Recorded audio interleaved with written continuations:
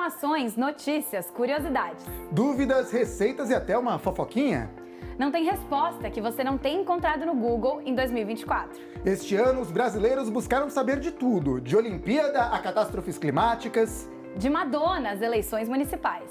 Quais foram os assuntos que mais despertaram interesse nos brasileiros? Essa resposta você vai encontrar agora na retrospectiva Sala Digital Band Google, o que buscamos em 2024. Se tem um assunto que o brasileiro gosta de buscar no Google é entretenimento, seja para falar de cinema, de música, de séries, de streaming ou até aquela fofoquinha da celebridade, muita gente recorre aí ao buscador para ter muitas boas informações, né? Inclusive a gente vai começar falando de música na nossa retrospectiva e falar da Ivete Sangalo, porque ela lançou o hit do carnaval junto com a Ludmilla, a música Macetando, que só no YouTube teve mais de 108 milhões de visualizações, ou seja, se somar com as outras plataformas de streaming, dá um número gigantesco, né? Superando vários outros sucessos da artista. Agora, Macetando não se destacou só por ser o hit do carnaval, mas por ter rendido também um momento muito curioso com a Baby do Brasil, né, Leonão Oliveira? Conta pra gente. É isso mesmo, Lucas. 2024 foi o ano da Ivete Sangalo no carnaval. Pra gente relembrar esse momento icônico, eu tô aqui com a Gabriele Pedro e o Guilherme Machado, dois repórteres aqui do Band.com.br. E foi isso. O carnaval de 2024 foi o ano que a gente conseguiu ver o nascimento de um dos melhores e maiores e mais comentados memes do ano, que foi o encontro icônico da Ivete Sangalo com a Baby do Brasil. Lá em Salvador, durante a transmissão ali do Band Folia, né, dos shows do carnaval de Salvador, a gente viu ali uma interação que deu o que falar, né, Gabi? Deu muito o que falar nas redes sociais. O que aconteceu foi que a Baby do Brasil, que estava ali sendo uma surpresa para a Ivete Sangalo, acabou alertando ali o público do carnaval sobre um possível fim do mundo, o apocalipse que estava se aproximando e que o público tinha que sim ficar bastante atento e correr atrás do prejuízo para não ficar para trás nesse apocalipse, né? Mas a Ivete Sangalo não deixou essa energia de fim do mundo acabar com o carnaval, não, tá? Ela contornou a situação e falou que ia, na verdade, macetar o apocalipse antes de cantar o hit Macetando. Virou meme nas redes sociais, Virou claro, meme, né? todo mundo comentou. Mas Macetando, apesar desse meme todo, ganhou prêmio, foi muito bem prestigiado esse ano, né? É isso, Macetando foi eleito o hit do ano no troféu Band Folia, que foi ali, né, com voto popular, então é isso. Macetando, hit do Carnaval 2024, com troféu e tudo, mas nem só de Carnaval tem essa nossa retrospectiva aqui, né não, Lucas? É isso, muita gente vai para o Google atrás de informações da família real, né? Um assunto que sempre tem muito interesse de buscas, inclusive num ano como 2024, em que a gente teve um desaparecimento, um mistério em cima de um sumiço da Kate Middleton, da família real, e muita gente foi pesquisar no Google sobre isso. Vamos dar uma olhadinha no dado que a gente tem aqui, olha só, porque ela teve esse problema de saúde, revelou ter um câncer, né? E isso marcou esse interesse pela Kate Middleton nesse ano. A princesa de Gales deles, a gente vê como cresce esse interesse de buscas sobre ela quando ela anuncia estar fazendo uma quimioterapia. E aí a gente tem o Guilherme Machado para contar um pouco mais dessa história, né, Guilherme? Conta aí pra gente.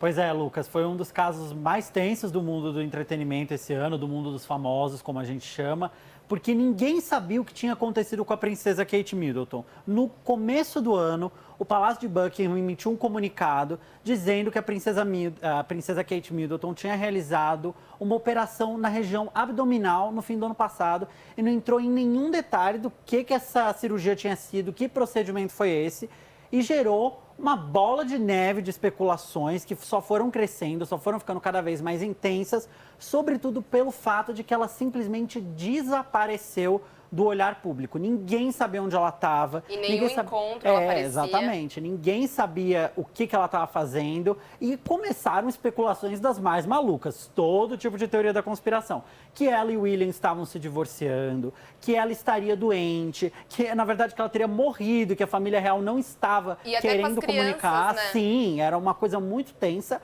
Até que em março isso explodiu de vez, porque a família real divulgou uma foto da Kate com os filhos para dizer, olha, tá todo mundo bem. O que aconteceu? Essa foto rapidamente foi retirada de vários sites de agências de notícias, porque percebeu-se que a foto tinha sido manipulada, né, por Photoshop, uma coisa bizarra. Tinha assim. até meio que um jogo de 7 erros, assim, de lugares onde a foto foi modificada. Uma coisa assim, né? fora do comum total. E aí, algumas semanas depois, a Kate Middleton veio a público e comentou e contou que estava com câncer e que estava realizando quimioterapia e que ela não estava comentando esse assunto em público porque era uma coisa muito privada.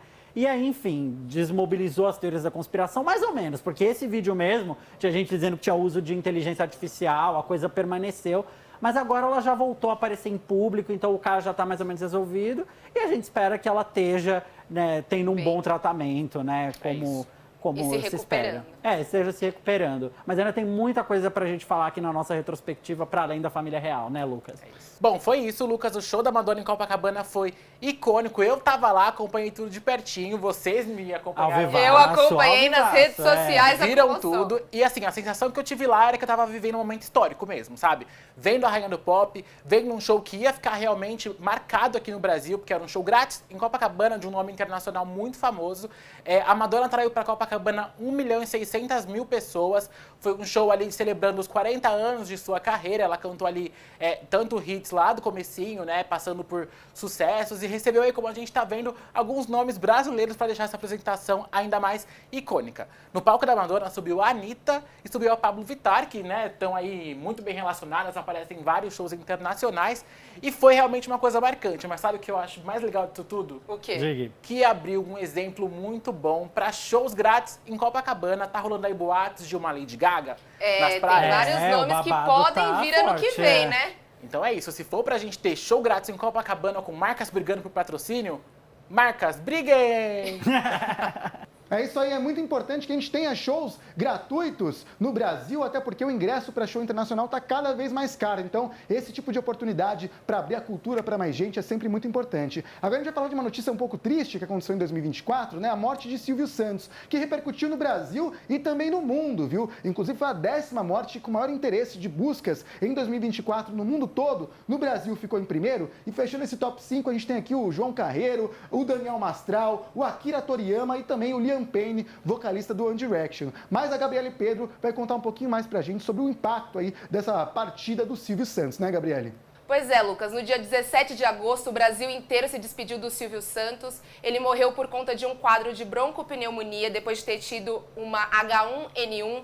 Foram 17 dias internado e ao longo dessa internação toda, a família não comentou o estado de saúde dele. As poucas vezes que o SBT falou sobre o estado de saúde do Silvio, foram para falar as pequenas evoluções que ele teve durante a internação, nada muito aprofundado sobre as complicações, tanto que no dia da morte as pessoas até foram pegas um pouco de surpresa, apesar de saberem da internação.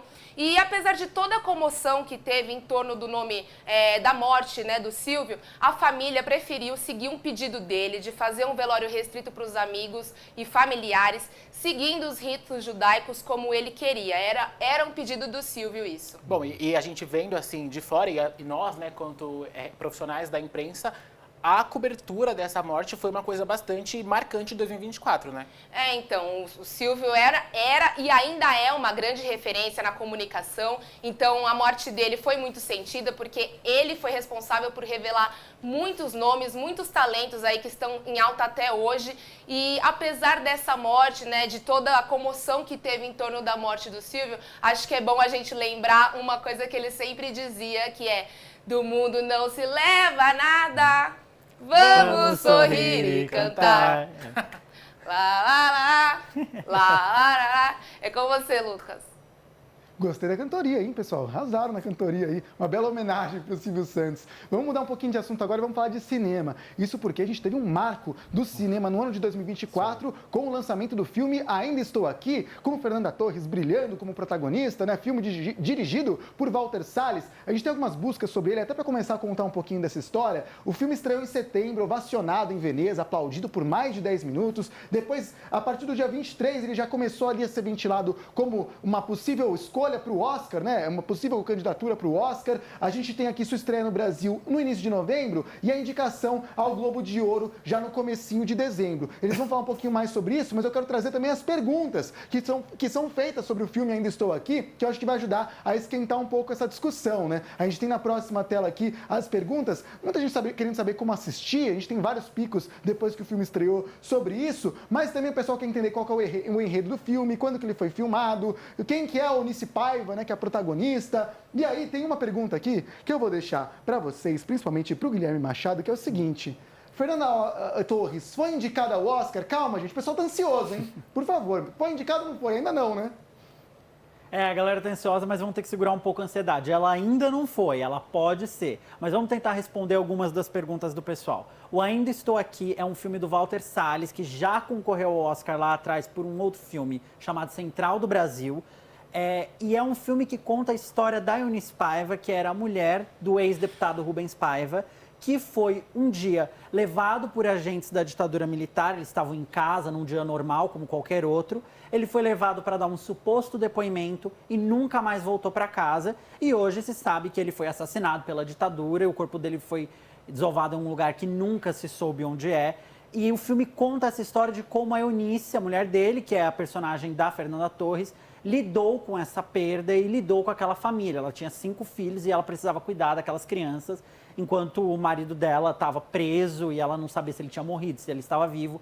Então o filme conta essa história, rememora esse período muito difícil da história brasileira. Bem dramático, É né? muito dramático, tem momentos assim de cortar o coração e a Fernanda Torres está esplêndida, tanto que ela está sendo elogiada por várias revistas e veículos internacionais. Ela está dando muita entrevista lá fora, está falando em italiano, em inglês, está arrasando. Agora, se ela vai ser indicada ao Oscar ou não, fica a dúvida. O que acontece, gente? Esse é um ano de um páreo muito, muito duro no Oscar, assim. Especialmente no que diz respeito à categoria de atrizes, porque você tem Nicole Kidman, Angelina Jolie, Carla Sofia Gascon, que é uma atriz que está no Emília Pérez, que é um filme internacional também muito bem cotado. Você tem a Mickey Madison, que está no A Nora, que é um filme que foi aclamadíssimo lá fora. Então vai ser um páreo muito duro, mas ela tem chance. Ela foi indicada ao Globo de Ouro, foi indicada ao Satellite Awards, ganhou um prêmio especial da Critics' Choice Association. Então ela está no páreo, agora a gente vai ter que esperar para ver. Mas uma coisa a gente pode dizer, né? Ainda Estou Aqui tem o apoio do público, porque muito. nas redes sociais ali da academia, do M, Super. só dá brasileiro falando de Fernanda Torres e de Ainda Estou Aqui. Qualquer coisa que eles postam é 200 mil A comentários. foto que a academia postou, né, dela... Super, tem mais de milhões de likes ali e nenhuma outra foto tem tudo isso. E isso também se reflete na bilheteria desse filme. Ele foi um blockbuster, ele teve milhões de espectadores no Brasil e não é comum que o nosso cinema, infelizmente, dê tudo isso de público. Então isso já mostra um apoio muito forte. Então esse apoio dos brasileiros vai ser crucial nessa campanha pelo Oscar do filme. E a gente fica na torcida, né, gente? Vai ser muito bacana. Eu acho que o filme tem grandíssima chance de ser indicado a melhor filme internacional. Hoje, assim, eu vou soltar uma coisa aqui, eu espero não me arrepender, mas eu acho que é praticamente certeza que ele vai ser indicado. E a gente fica na torcida para que ele ganhe, né? E Pra que a gente Fernanda poder também. gritar Vai que é ganhar. do Brasil, né? Pra né, gente poder gritar isso. Já que a gente não pode gritar que a gente, né, tá ganhando no futebol, a Copa, então a gente grita no Oscar, né? É isso. Tomara. Tomara. Eu também tô na torcida pelo Oscar aí. Quem sabe uma indicação para Fernanda Torres, pro Ainda Estou Aqui. Acredito nisso também, hein? Eu e os brasileiros na torcida. Vamos mudar de novo de assunto agora e falar de celebridades, porque teve um nome que se destacou não só no Brasil, viu? No mundo inteiro. Tem gente que chama ele de Didi, de P. Diddy, de Puff Daddy, mas o Sean Combs chamou muita atenção por polêmicas e denúncias ligadas ao nome dele. Inclusive, a gente tem dados de interesse de buscas aqui. A gente separou primeiras buscas de 2004 a 2023. Ele era muito conhecido, né, o rapper, no início dos anos 2000. Mas quando a gente acrescenta 2024 nesse pacote, a gente vê como essas novidades, o que veio à tona nesse ano, acabou superando o interesse de busca 5 vezes mais do que o início da carreira inteira dele. Então, Leonan, conta pra gente que história que foi essa que fez tanta gente assim se interessar pelo Sean Combs. É isso, o P. Diddy está protagonizando aí o que está sendo chamado de o maior escândalo sexual da indústria da música. Para quem não conhece, o Diddy, né, ele é aí um dos magnatas da música mundial, um rapper muito famoso, conhecido aí por descobrir pessoas e por comandar de fato mesmo ali o rap mundial. O que aconteceu foi que ele começou a enfrentar ali algumas polêmicas, começou ali a surgir denúncias de agressão de ex-namoradas, até que surgiu ali a primeira denúncia oficial de abuso sexual praticada pelo P. Diddy. Hoje em dia, para você ter uma noção, já são mais de 100 pessoas que denunciaram e que buscaram a polícia para falar sobre esses crimes cometidos pelo P. Diddy. Além de, claro, ser crimes aí realmente que chamam a atenção e que sempre dá o que falar, uma pessoa muito famosa, a maneira como esses crimes eles aconteciam lá nos Estados Unidos, especialmente em Nova York, chama muito a atenção. O Diddy, para quem não conhece, né, para quem está por fora desse universo de Hollywood, ele é conhecido por promover festas muito famosas que tem muitas celebridades, assim, as maiores celebridades do mundo vão nas festas do Diddy. Tanto que muita gente, muitos famosos, acabaram tendo o nome envolvido aí nessas polêmicas com ele, né? Com medo até, eles estão até com medo porque essas festas, elas são classificadas em 2 tipos. As White Parties, que é onde tinha ali mais famosos e que era uma coisa um pouquinho menos ousada, digamos assim, e as Freak-Offs. As Freak-Offs é onde aconteciam ali os crimes que realmente estão dando o que falar e que chocam todo mundo com os relatos que estão acontecendo. Algumas imagens até chegaram a vazar, né? Sim. Com Sim. cenas polêmicas aí. Exato. Inclusive, uma das acusações, né, que é dele ter agredido a ex-namorada, vazaram imagens de um hotel dele espancando a namorada, sim. a ex-namorada Dá nesse nem hotel, pra imagens falar que não é. absolutamente chocantes, né, uma coisa assim assustadora. É isso, mas a questão é que o Diddy está preso desde setembro de 2024 e a polêmica não para envolvendo o nome dele. Vocês devem já ter ouvido falar da Jaguar Wright, que é ali um dos nomes também polêmicos dos Estados Unidos. Ela tem ido em programas de TV para denunciar o P. Diddy, para acusar pessoas famosas que também têm ali ligação. Ela mencionou antes da denúncia oficial o nome do Jay-Z, que é um dos rappers também muito famosos. Ele e o P. Diddy eram parceiros, são amigos. E, enfim, é uma questão que vai se desenrolar ainda muita coisa. O Diddy não foi julgado ainda oficialmente, ele está preso, mas a gente ainda vai descobrir muita coisa sobre esse tema. Acho que, como o Lucas mostrou ali o gráfico, né, se as pessoas não conheciam o P. Diddy pela música, pelo trabalho que ele fazia na arte, agora elas vão conhecer muito mais, já estão conhecendo mais pelos crimes que ele tem cometido. Pois é.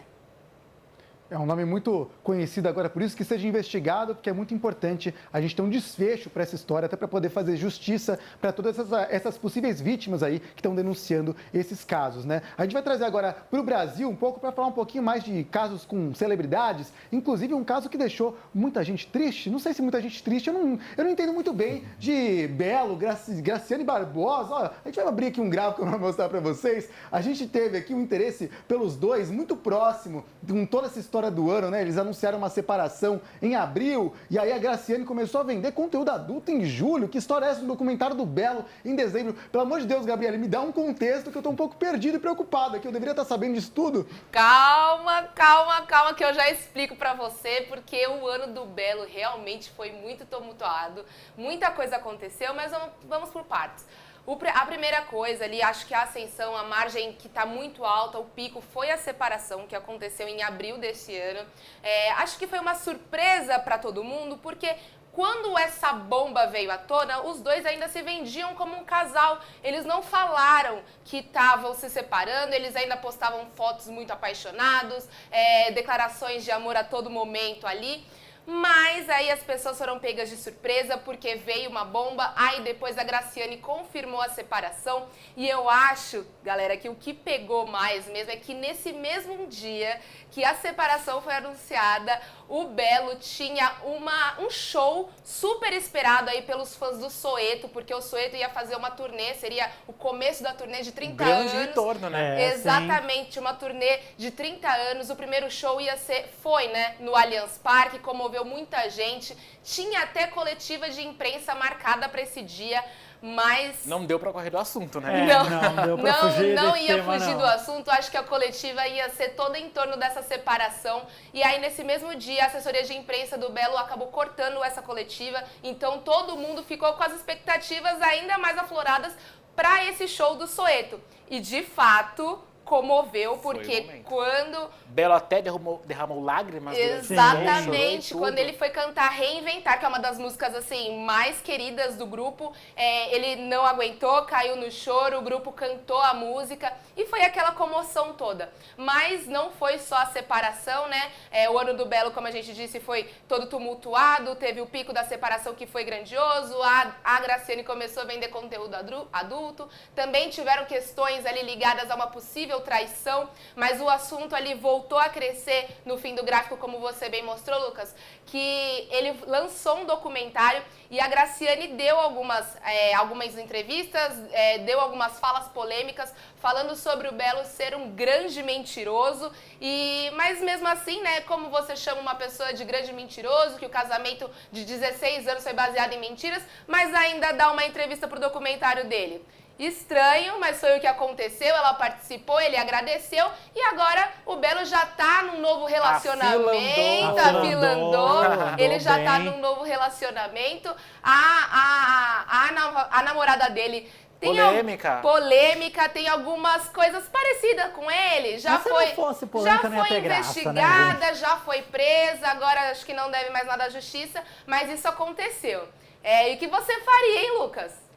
Olha, eu tô até um pouco chacoalhado com tanta informação nova. Inclusive, é por isso que toda vez que eu vou pesquisar alguma coisa no Google, eu já aproveito e clico no primeiro link do band.com.br que aparece ali, porque eu sei que ali eu vou ficar muito bem informado, viu? Então, isso eu posso garantir para vocês. Já que a gente tá falando de celebridades do Brasil, eu quero falar também da Sabrina Sato, que teve uma história bastante complicada esse ano, né? Ela chegou a ter um pico de buscas aqui quando assumiu um relacionamento com o Nicolas Prates. Depois, todo mundo ficou muito feliz com ela quando anunciou uma gravidez, mas infelizmente teve um aborto aí. Essa história que eu queria também que você contasse mais, Gabriele, porque muita gente não acompanhou, ou acho que eu acompanhei menos, mas foi um dos grandes assuntos aí desse ano. Então conta pra gente o que aconteceu com a Sabrina Sato.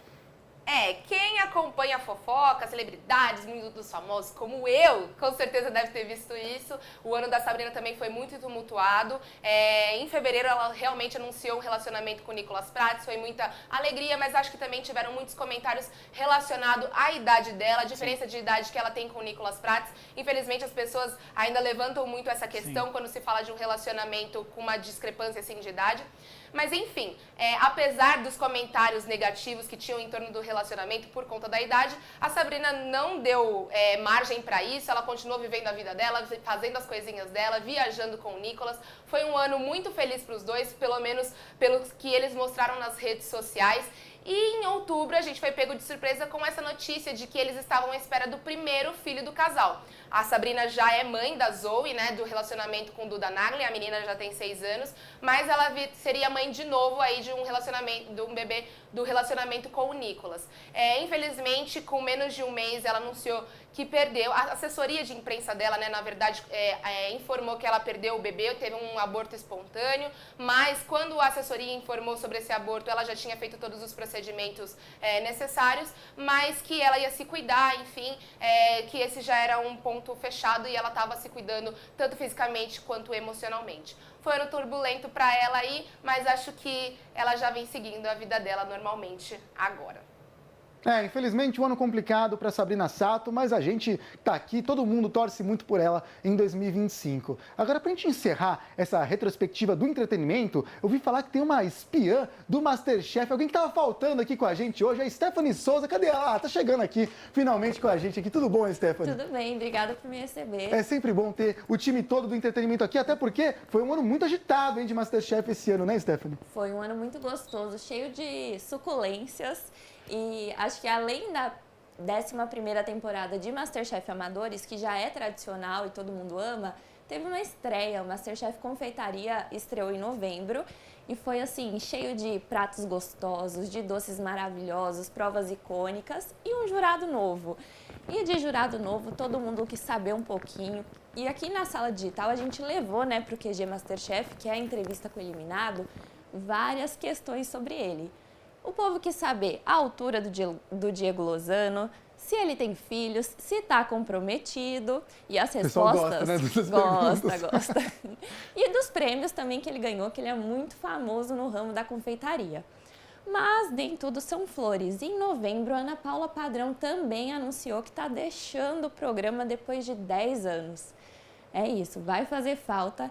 E lá em Band Play, a gente produziu uma entrevista, uma despedida com a Ana Paula, sendo entrevistada só por mulheres, falando desses 10 anos. Tá muito legal e você tá convidado para conferir nos próximos dias. Eu confesso que eu vi um pedacinho que mostraram para mim, super emocionante, hein, a entrevista com ela. Emocionante, chororô, histórias inéditas, muitos bastidores, vale a pena ir lá conferir. É um nome muito importante para o MasterChef Brasil, que jamais será esquecido, né, Ana Paula Padrão? Mas olha, eu sei que tem um outro programa aí, que esse eu vou falar que é o meu favorito, tá? O nosso Pesadelo na Cozinha, que vai ter temporada nova, é isso mesmo? É isso. O Pesadelo, tô até trocando os nomes porque é tanto Jacquin que eu já até me perco. Mas o Pesadelo, ele tá voltando em 2025 e enquanto o grande momento não chega, a gente tem um spin-off que é a Selezione, com o Eric Jacquin desvendando ali cozinhas e escolhendo quais restaurantes vão entrar na próxima temporada. Tá muito legal, tá muito divertido. E é isso, é um spoiler do que vem por aí, vem muita coisa gostosa. É maratona de Jacquin pra todo mundo, inclusive você, Eu vou matar a acompanhar saudade. todos os episódios, inclusive eu quero começar, ainda não comecei a Selezione, vou assistir. Agora, já faz muito tempo que a piada do tompeiro já morreu, ainda pode brincar com isso? Tá viva, tá viva. Tá viva ainda? Então, Vergonha da tompeiro. profissão, É isso, tompeiro. esse eu adoro, vergonha da profissão. Então, assim, tá vivo o tompeiro aqui na Band, né? Aqui no Band Play também, pra você que acompanha a gente no Band Play. Inclusive, ó, é fácil pra baixar o aplicativo Band Play, hein? Só pegar o seu celular e apontar a câmera pro QR Code que aparece aí na tela para ter o conteúdo do entretenimento, do jornalismo e do esporte na Band.